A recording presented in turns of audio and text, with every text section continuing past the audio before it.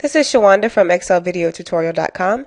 Today we're going to discuss the basics of working with pivot tables in Microsoft Excel. What we have here is a table of new accounts opened during the month of September for a 3-branch bank.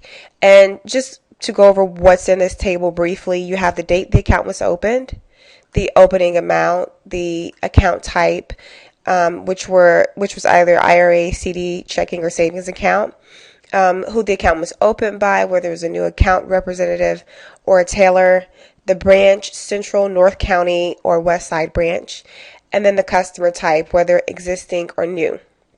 So in its current form, this information, it's somewhat neat. You probably could sort and create formulas to pull out information that you may need. For instance, if you wanted to know the total amount that was opened by new account representatives at the Central branch, it's probably not that difficult to pull the information by creating formulas and using an auto filter.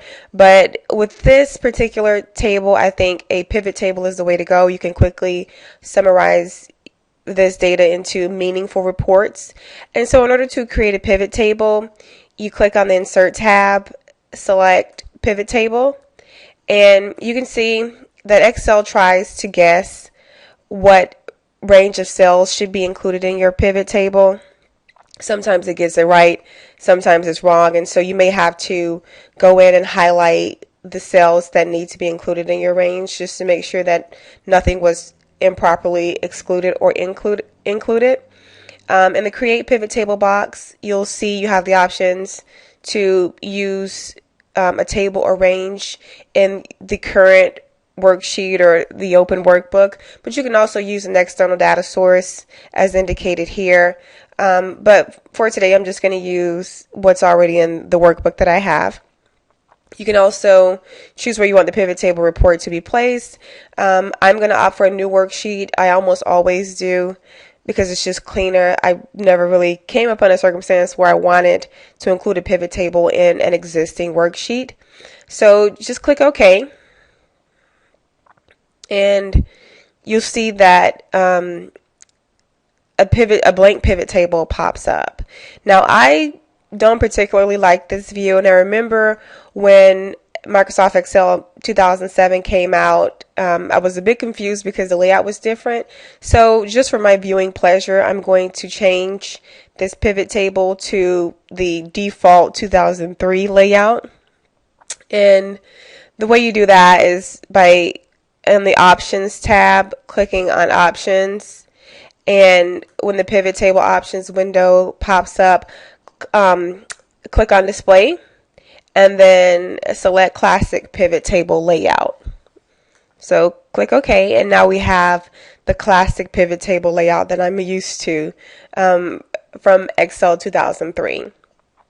Now we're going to create a pivot table that shows new accounts broken down by account type and branch. So I have my pivot table field list here, and I'm just going to select a few things. I'm going to select branch, account type, and the opening amount. And quickly you can see what a pivot table is capable of. I'm just going to clean the pivot table up a little bit. Excel defaults the value formatting to general. I don't particularly like that formatting. It's kind of hard to really see what the values are without any commas or any type of organization. So I'm going to change that, and you can do that by going to Field Settings, Number Format, and I'm going to use the accounting format. I'm going to get rid of the $sign and select OK. OK. And so now it looks a little bit cleaner. I want to move my branch information to my columns. So I want it to be a column label instead of a row label, which is how it is currently. So I'm just going to go over here to the pivot table field list, and I'm going to click on branch, and I'm going to move it from the row labels to column labels. And so now you can see that looks even better.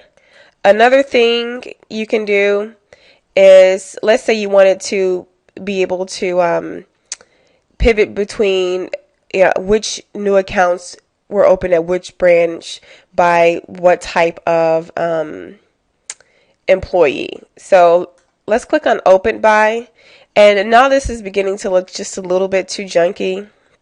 The information is still there. You probably can still get it if somebody asks you what was the total amount of CDs opened up by new account representatives at the central branch. You probably could do that fairly quickly, but I'm going to move this open by category to the report filter. And there it is up there. Another way to do that, I'm going to move it back just so I can show you something. You can also move it from the classic view of your Excel pivot tables. You can move it up here, and then that does the same thing. There are always a couple ways to do things in Microsoft Office. Okay, so if I wanted to look at just the information, I wanted my table to only reflect what new tellers opened. What tellers open, I would click on the report filter, drop down menu, and select teller. And then there the information is organized. So you can also do it for new account reps. You can just play with it. And so this table will only include account information that related to new account representatives. But either way, those are just some of the basics of working with pivot tables. Oh, the other thing, sometimes you may lose your pivot table field list. Let's say you close it and now it's gone. Then what you want to do is click anywhere in your pivot table. The options tab should show up, but if it doesn't for whatever reason, click on the options tab and press field list in the show hide group. So you can press on field list and then it shows back up. If you click off the pivot table, your pivot table field list will disappear. If you click on it, it pops back up. Another thing I wanted to talk about is that you can change the view of your pivot table field list by clicking on this drop down menu over here. These are just some of the options that are available to you. And obviously it's just your own personal preference. This is the layout that I prefer. And that's pretty much it. Thank you for watching.